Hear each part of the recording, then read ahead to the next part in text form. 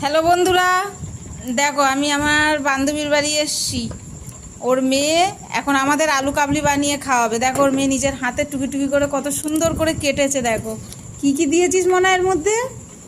শসা, পেঁয়াজ আছে, টমেটো আছে, গাজর আছে, লঙ্কা আছে। আচ্ছা, আর কি আছে? লেবু দিয়েছি। লেবুও দিয়েছে। আবার এই দেখো বন্ধুরা, ছোলা আছে।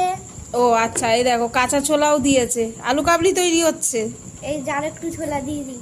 এই আর একটু ছোলা দিচ্ছে। দেখো আলুটাকে কত সুন্দর করে কাটলো। দেখো আলুটা কেটেছে, বলে আন্টি আলু কাবলি বানাবো, খাবে? আমি বলি বানা। দেখো আলু কাটছে। আবার আলু কাবলির মধ্যে এটা কি দিবি?